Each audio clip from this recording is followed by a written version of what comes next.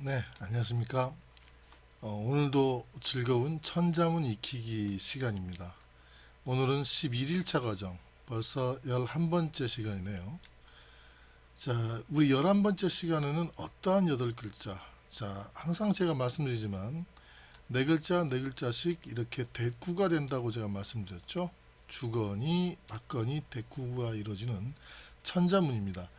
자, 오늘 8글자는요, 이렇게 시제 문자다. 시제 문자라고, 시제 문자요. 이렇게 주니까, 네, 목 이상이라, 이렇게 이제 받았습니다. 처음 시자죠. 만들 제자. 혹은 이제 뭐 절약하다 이런 뜻도 있는데, 지금 여기에서는 이제 만들 제자로 쓴 거죠. 이게 처음으로 만들었다. 이렇게 되는 거죠. 처음으로 만들었다. 그 부사 수식 구조입니다. 처음으로 만들었다. 뭐를 목적어가 뒤에 나오죠. 문자를 처음으로 문자를 만들었고 이에 이게 이어지는 얘기죠. 이에 이게 입을 복자죠. 입었다. 뭐를 의상을 입었다. 이게 기본적으로 지난 시간에는 뭐였습니까? 뭐 용사가 나오고, 그죠? 용사가 나오고, 화재가 나오고, 조간이 나오고, 인왕이 나왔죠. 그러니까 사람들이 아닌 존재들이 이렇게 나왔죠. 그럼 그 존재들에는 그야말로 신화 시대였고 사람의 모습도 아니었습니다. 그러다가 마지막에 이제 인왕 이렇게 나오는데 그 중국인의 실질 조상이라고 여겨지는 황제 시대 때 가서 이게 처음으로 문자 생활을 시작했다. 문명 생활을 얘기하는 거죠. 문명 생활을 두 개로 봅니다. 문자를 이렇게 만들어서 시작을 했고 그 다음에 옷을 입었죠. 그럼 이 전에는 뭐 나뭇잎이나 뭐 가죽대기 하나 걸치거든가 뭐 이러다가 이때 비로소 이제 옷을 만들어 입기 시작했다. 그러니까 중국인의 그 고대 중국인들이 문명 시작을 얘기하는 거죠. 천자문에는 아주 뭐 깊고 자세하게는 안 나와 있지만 그래도 이렇게 역사라든가 이런 걸 좀 알 수 있게끔 나왔습니다. 실질적으로 이제 문자를 그 순자라는 책을 읽어보면요. 참 이게 천자문 보면서 우리가 사마천에 사기 들어가고 또 순자라는 책 들어가고 참 이게 좀 많이 들어가죠. 하지만 하여튼 순자라는 책 보면 황제 중국인의 실질 조상인 황제 때 창일이라는 사람이 문자를 만들었다 그래요. 근데 문자를 만들었는데 중요한 건 순자에서도 그렇게 나와요. 창일이라는 사람만이 문자를 만들지는 않았을 것이다. 뭐 여러 사람이 만들겠죠. 근데 창일 말고는 기억이 이게 기록이 안 돼 있는 거는 창일 자체는 거기에 온전히 전념했기 때문이다. 그런 얘기를 해요. 여러분들도 한자를 공부하거나 천자문을 공부하는 분들은 많습니다. 그러나 이제 거기에 전념을 했을 때 여러분들이 좋은 성과를 얻는다는 것을 어떤 이런 순자에서도 이제 알 수가 있겠죠. 자, 11일차 과정에 그래서 옷을 만들어 입었다까지도 이제 나오는데 요 문자 8글자에 대해서 한 글자 한 글자씩 보면서 시작하도록 하겠습니다. 자, 처음 글자입니다. 처음 글자는 처음 시자죠. 처음 시자. 자, 이렇게 쓰죠.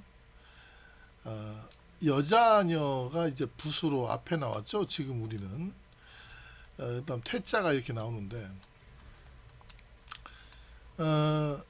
이게 원래는 이렇게 여자여가 오른쪽에 있죠. 오른쪽에 있습니다. 왼쪽에 태자가 있죠. 근데 이 태자를 잘 보면 숟가락이 있어요. 숟가락. 이게 이제 비수 비자인데 이렇게 숟가락이죠. 그 다음에 입이 있죠. 이렇게. 그러면 입에 숟가락으로 이렇게 이제 뭔가 떠먹여 준다는 그러한 얘기가 되겠습니다.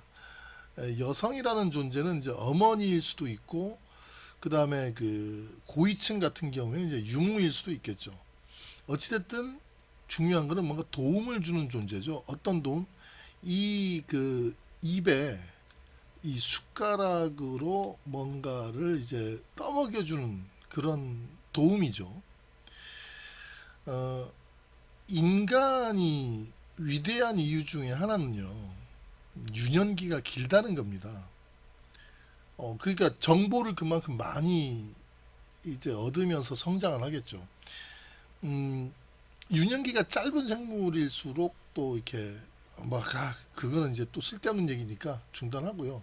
어쨌든 이제 우리가 인간이 처음에 이렇게 자라나기 시작할 때는 이런 도움을 주는 존재에게 이렇게 숟가락으로 뭔가를 이렇게 떠먹음을 이렇게 받으면서 그렇게 자라야겠죠. 처음 시자라는 것은 이제 비로소 시자라고도 하고요.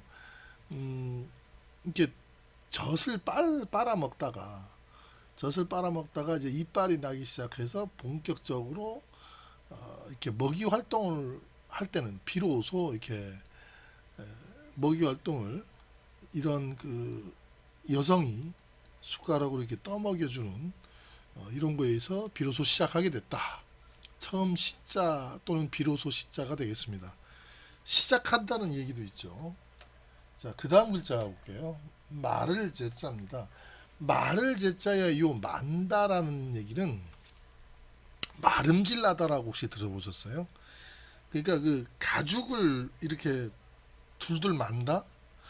그게 아니고요. 마름질이라는 얘기는 일반 짐승의 가죽을 이렇게 옷이라든가 또는 방어구라든가 이런 거를 만들 수 있게끔 말리고 물에 적시고 그 털을 다 벗겨내고 또 이렇게 삶고 그런 다음에 그다음 필요한 없는 부분들을 잘라내고 이러면서 온전한 하나의 가죽을 만드는 과정을 얘기하는 겁니다. 그것은 이제 이렇게 조금 파생된 얘기고요. 원래는요 이렇게 나무가 있어요. 이렇게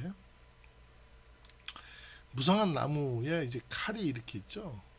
칼로 이렇게 나무를 가지치는 모습, 이게 다듬을 제자입니다. 원래 이렇게 나뭇가지를 이렇게 다듬어서 이렇게 가지치기도 좀 하고요.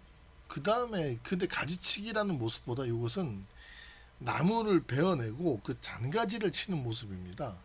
그렇게 해서 그 목재로 하여금 집도 짓고 또 인간에게 도움이 되는 그런 거를 만드는 그런 모습이죠. 그렇기 때문에 이걸 또 만들 제자라고도 합니다.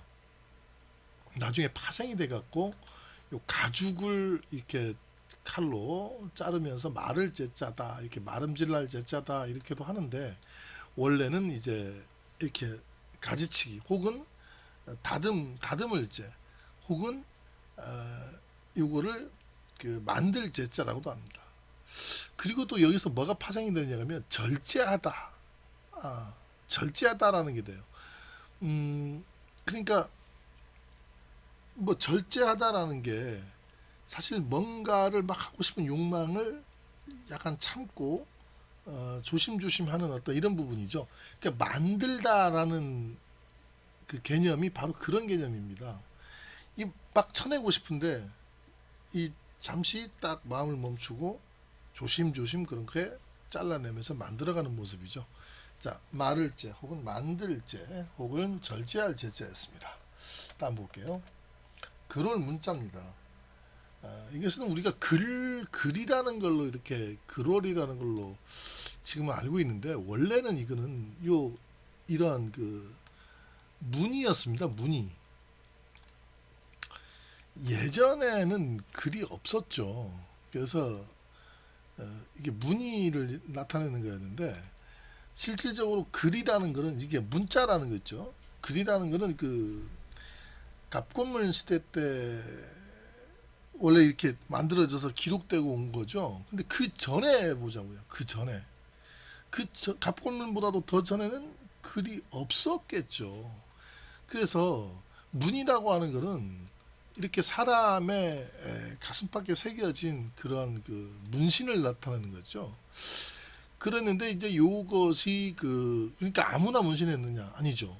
뭔가 지배층 지금도 보면은 이제 아프리카 인디언들 보면은 좀 이게 추장이라든가 이런 좀 특별한 지위에 있는 사람들이 몸에 이제 그림을 막 그려놓는 그런 모습을 볼 수가 있습니다. 예전에도 그렇겠죠. 그래서 그런 부분들을 얘기하는 겁니다. 그러면 그렇게 이제 문신을 이렇게 그려 놓는데 이게 나중에 글이라는 뜻으로 되다 보니까 그럼 문신이라는 뜻이 있어야겠다. 그래서 이러한 실사자를 추가를 해놓고 자 이렇게 해서 문의 문자를 다시 만들어 놓습니다. 근데 어쨌든 중요한 거는 원래 시작은 이렇게 문의였다는 거. 몸에 새겨 넣는 문의, 즉 문신하다. 네이버나 이런 데 보면은요. 글이라는 뜻도 있지만 지금도 이렇게 문신 혹은 문의 문자 이러한 그 뜻이 지금도 아주 많이 살아 있습니다. 예전에 그 글들을 이렇게 보면은요. 중국 사람들이 쓴 글들을 보면 뭐 글로 쓴 것도 있지만 문이라는 뜻으로 쓴 어떤 그런 글들도 많아요. 그래서 글월문이라는 것은 원래 문의에서 나왔다. 이런 거를 명심해 두시면 되겠습니다. 자, 그 다음 볼게요.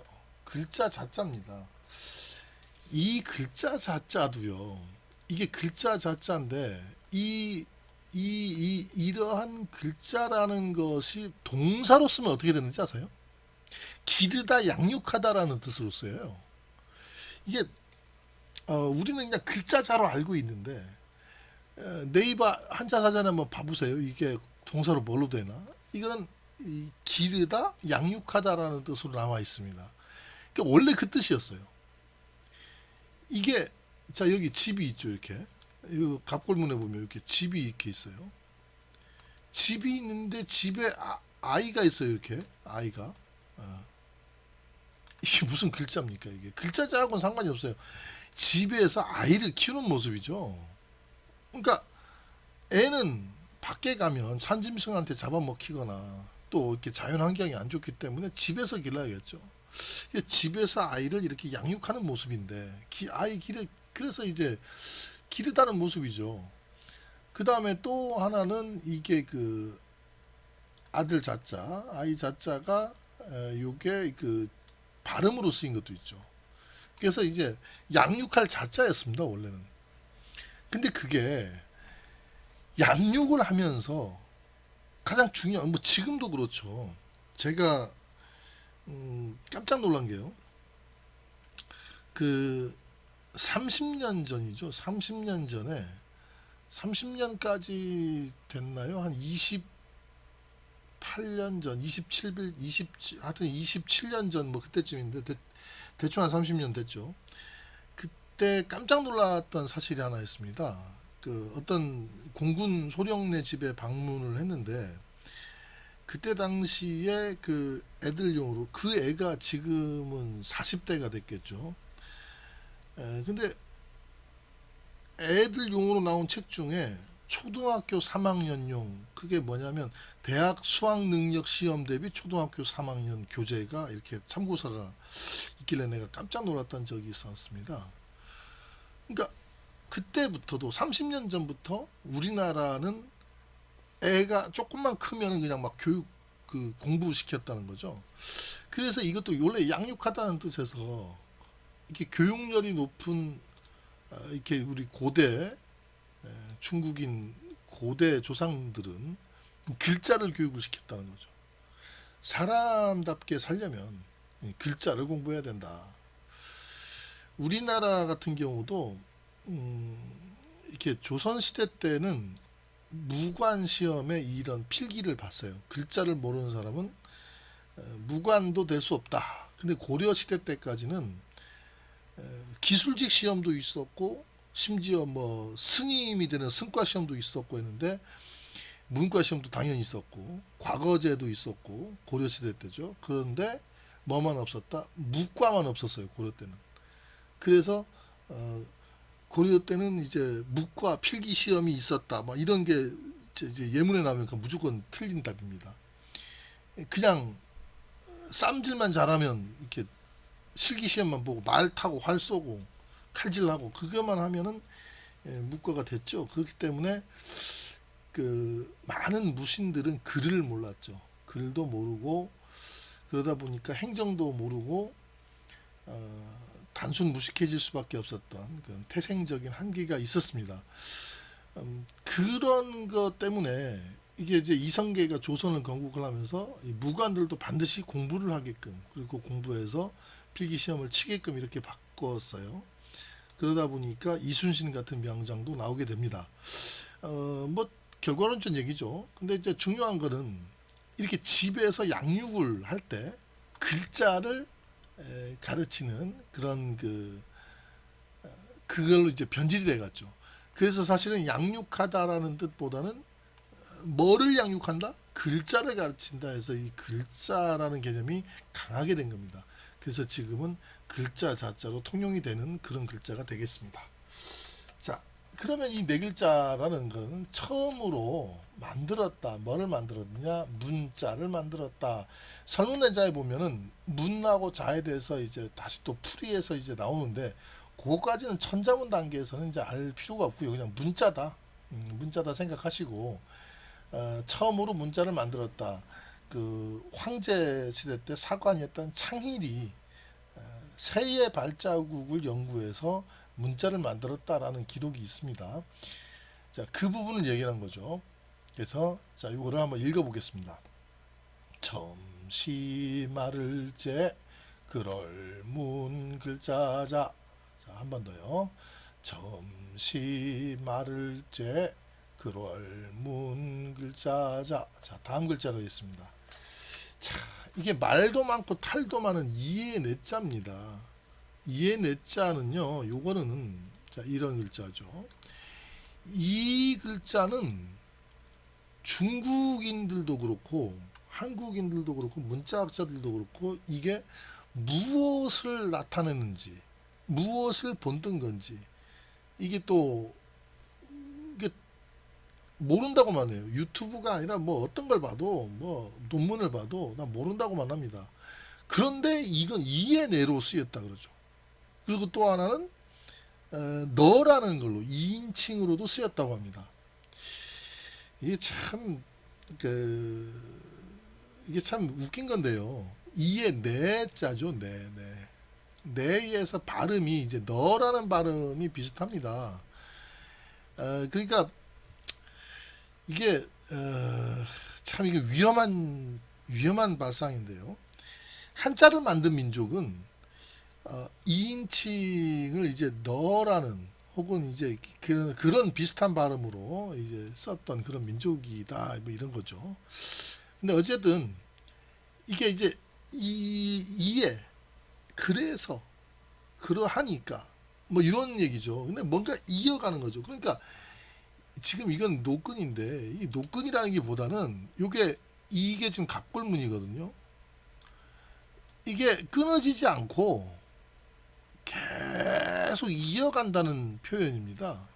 계속 이어져 있는 일종의 어떤 도구들을 얘기한 거죠. 이게 끊어지지 않고 계속 이어진 이런, 자, 그러니까 피면은 일자가 되겠고 구부리면은 뭐 이제 되겠는데, 무기에도 이런 무기가 있어요. 여기에 이제 뾰족한 걸 달아놓고 구부리고 해나갔고 이렇게 한 것도 있고, 또 농사 도구도 이런 게 있죠. 도리개 같은 것들 보면은 이게 이제 이어지게 돼서 이렇게 하고 있습니다. 근데 이제 끊임없이 이어진다. 그러면 왜 이에 내가 됐느냐?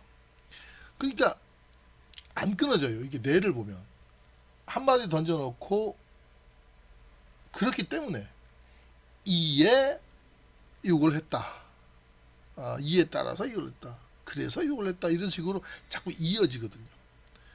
그러니까 이게 나중에 보면은요, 이러한 글자도 나옵니다. 이게 심지어 이러한 이자거든요. 이러한 거를 말이을 이라고 해요. 말을 이어간다라고. 이에 내도 마찬가지거든요. 이게 일종의 허사인데, 근데 무엇을 상징하느냐? 그러니까 끊임없이 이어지는 것이다. 그러니까 이어지답니다. 이어질 내자예요. 그래서 원래는 이게 이어질 내자였는데, 이게 이어진다라는 것보다는 이에 앞에서 뭐를 던져놓고 이에 이것이다, 뭐 이런 식으로 이제 얘기를 많이 해갔죠. 자, 이에 내자였습니다.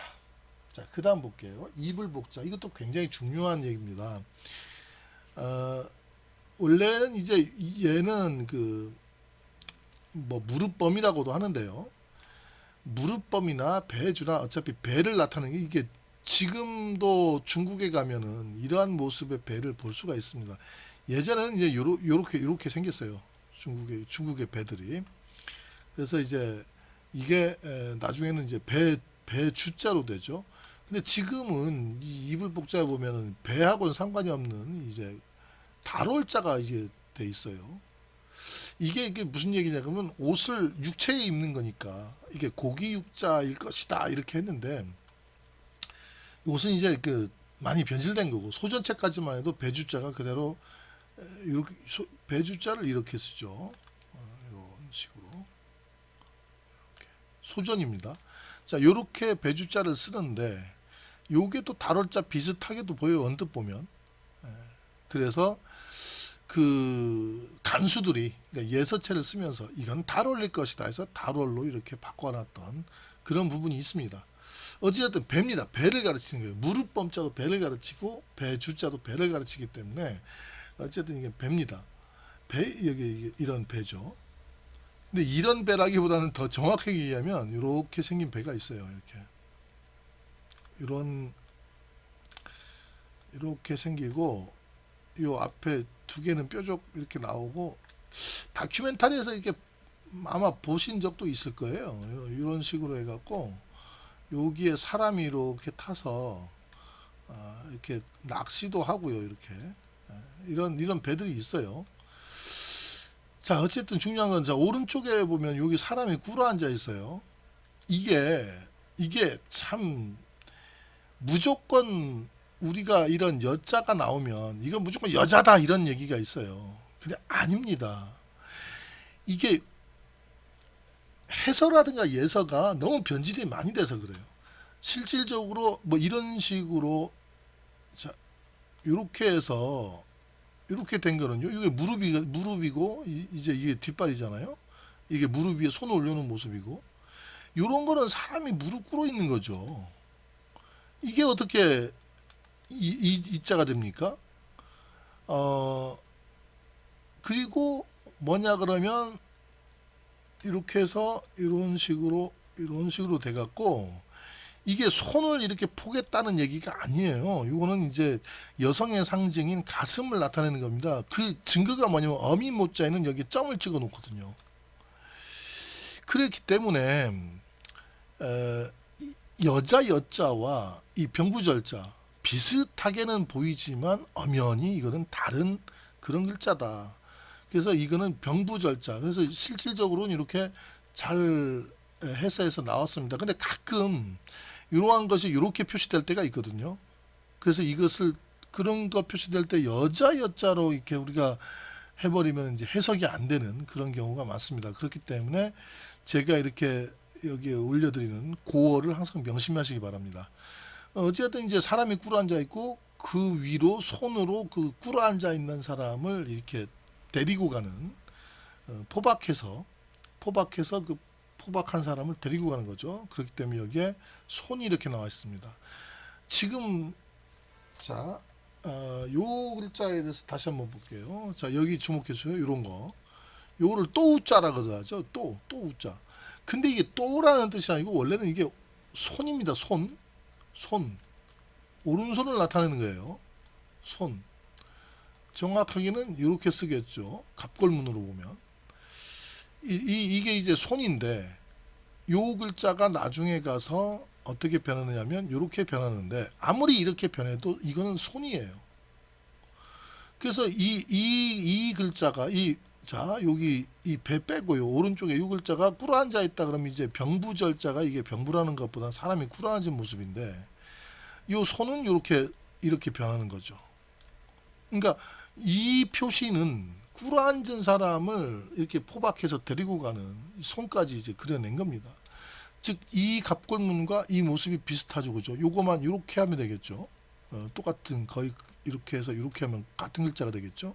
그러니까 이게 손이에요, 손.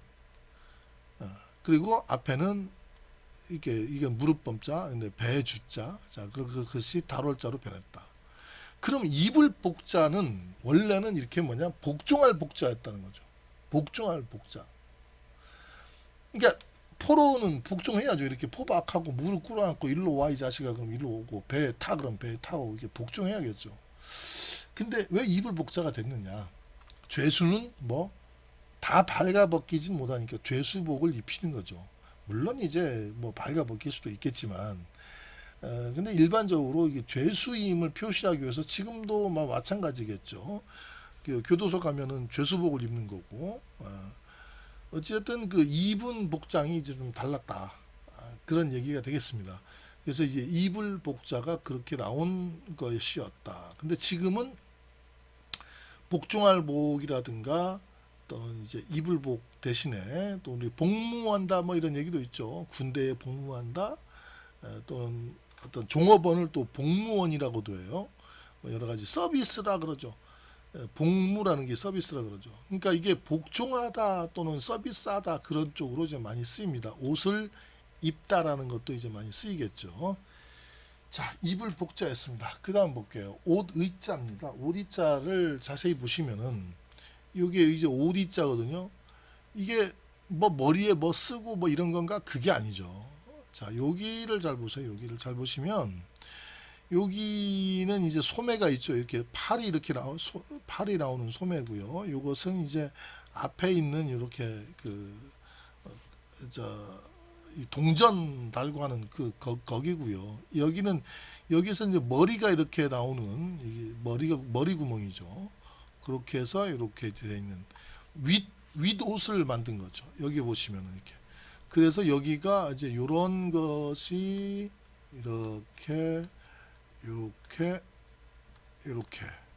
이렇게 오디자가 되겠죠.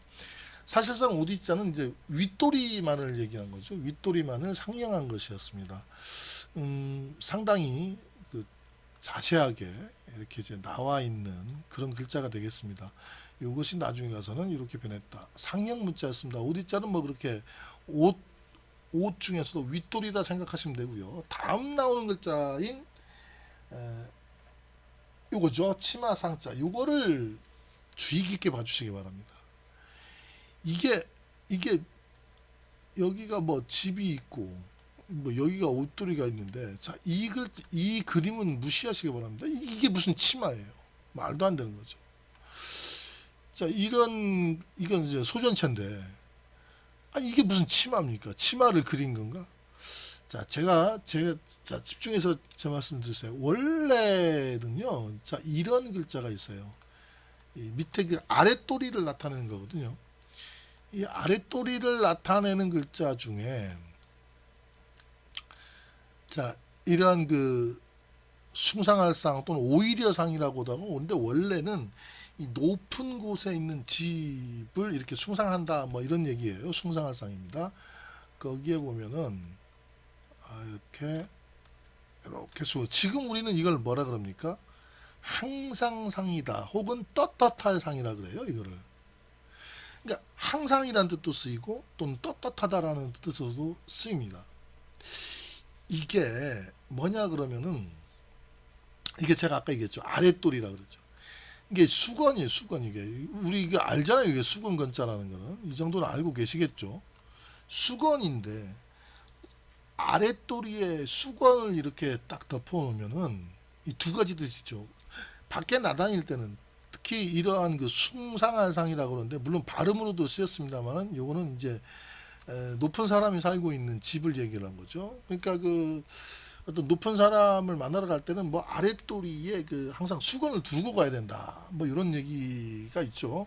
근데 그거는 이제 글자를 얘기를 한 거고 우리가 쉽게 얘기해서 밖에 나다닐 때는 항상 아랫도리를 수건으로 가리고 다녀야 된다. 뭐 이렇게 해서 항상 산자가 나오게 되는 거고요. 그다음에 떳떳할 상태와 마찬가지. 이게 왜 떳떳합니까? 사람이 아랫도리를 수건으로 이렇게 딱 가려 놓으면은 아주 떳떳하게 어깨를 딱 펴고 당당하게 다닐 수 있다는 얘기죠. 그래서 사실은 이게 아래옷 상자가 이제 요거였는데 이게 자꾸 떳떳하다 혹은 항상이다 이런 뜻으로만 자꾸 쓰이는 거예요. 그러다 보니까 이 치마 상자를 만들었는데 웃긴 건 이 치마 상자는요 설문해자에도 안 나옵니다. 이게 아주 뒤에 만든 거예요. 왜 그러냐면 이러한 그 상자가 원래 그 치마 상자였거든요. 이게 그러니까 아랫도리를 얘기하는 거고 아래 옷을 얘기하는 거였어요. 그랬는데 하도 이게 항상상이고 떳떳할상이고 이렇게 쓰다 보니까 글자를 하나 더 만들자. 그래서 이 수건건자 대신에 윗옷 그냥 옷 위자를 그냥 써버린 거예요. 예, 단순한 겁니다. 그래서 이게 상자를 놓고 그냥 옷 위자를 그냥 밑에 박아둔 거예요. 그냥 이렇게. 예, 수건건자 대신에. 그리고서 이거를 치마상 또는 아랫도리상 이렇게 하자. 그러면 의상이라는 게 뭐냐? 그럼 의는 윗도리고 아래는 아랫도리는 치마상이고 이렇게 되는 겁니다. 그래서 합쳐서 의상이라고 그러죠. 의상. 그래서 우리가 이제 언뜻 생각하면은 치마상이니까 뭐 남자들 옷은 아니겠지 이러는데 그게 아니고 예전에는 치마는 서양에서는 남자들이 먼저 입었고요. 동양에서도 이제 남자들이 치마를 이제 많이 입었습니다. 지금에야 뭐 여성들만 입는 그런 거지만 저도 어릴 때는 이렇게 동생들이 여동생이 많아갖고 치마도 한번 입어보고 했는데 굉장히 좀 편하더라고요. 자, 어쨌든 중요한 건 이게 의상이라는 거죠. 의상을 어떻게 입었다. 이해네. 그러니까 이어지는 말이죠. 앞에 말하고 이어지는 거죠. 그러니까 앞에 말은 뭡니까? 처음으로 문자를 만들었었고 이해. 문자를 만들어서 문화생활을 하다 보니까 이해 입었다. 뭐를? 의상을 입었다 이 말이에요. 이게 정말 중요한 게 서양에서는요. 윗옷 아래옷 이렇게 입은 지가 역사가 오래되지가 않습니다. 예전에 벽화라든가 이런 걸 특히 우리가 뭐 소크라테스라든가 플라톤 이런 그 사람들의 초상화라든가 뭐 어떤 이걸 보면 그냥 거적대기 하나 이렇게 걸쳐 입고 끝이에요. 또 뭐 헤라클레스 이런 걸 봐도 그렇고 어떤 동양에서만큼 이렇게 뭐 문자라든가 혹은 이렇게 옷이라든가 그리고 이 문자 같은 경우에는 지금도 우리는 상형 문자를 쓰고 있잖아요. 대단한 글자입니다. 사실은 뭐 정말 중국인도 그렇고 우리 한국인도 그렇고 이렇게 한자를 쓴다는 것 자체가 태고의 그 상형 문자를 그대로 우리가 그 쓰고 있다는 얘기고 의상이라는 자체도 사실은 거적대기만 입고 있을 그 무렵에 이게 이제 오디자가 갑골문이거든요. 이게 그럼 갑골문 시절에 우리는 벌써 의상을 입기 시작했다 그런 얘기죠. 그래서 굉장히 대단한 거니까 그 이 8글자 시제 문자요. 그 다음에 내복 의상이라 이게 바로 우리 그 중국 조상들이 어찌 보면 또 우리나라 조상일 수도 있겠죠. 아무튼 이게 고대 우리 조상들이 저는 사실 그래요. 이렇게 이순신이 이것도 굉장히 위험한 얘기인데 이순신이 우리나라의 조상 우리나라 사람의 그러니까 대한민국의 조상이라고만 생각하지는 않습니다. 인류의 조상이죠. 인류의 조상. 그러니까 마찬가지죠. 뭐 뉴턴이다 그러면 그 나라의 조상입니까? 그 우리 인류의 공통된 조상이죠. 그러니까 인류의 역사로 이렇게 봐야지. 인류의 역사 중에 그 만유 인력이 나오고 또는 세종대왕도 마찬가지예요. 우리 코리아의 그 물론 조상일 수도 있지만 우리 인류의 조상이죠. 인류의 조상. 그래서 이게 우리가 한자를 공부할 때도 뭐 중국인의 조상 이게 아니라 인류의 이런 조상들이 남긴 이러한 유산들을 우리가 공부하고 있는 것이다. 이렇게 생각하셔야 됩니다. 이렇게 편협한 생각은 편협한 사고를 불러오고요. 넓은 생각은 넓은 사고를 불러옵니다. 선택은 여러 부분이죠. 자, 이렇게 해서 11일차 강의도 이제 끝이 나는데 오늘따라 좀 쓸데없는 얘기를 좀 많이 한 것 같습니다. 정말 사과를 드리겠고요. 오늘 이제 11차 강의를 일단은 한번 읽어보도록 하겠습니다. 점시 말을째 글월문 글자자 이에 내 입을 복 옷의 치마상. 한 번만 더 읽을게요. 처음 시 말을 제 그럴 문 글자자 이에 내 입을 복 옷의 치마상. 네, 여러분 고생 많으셨습니다. 다음에 12일차 강의로 뵙겠습니다. 감사합니다.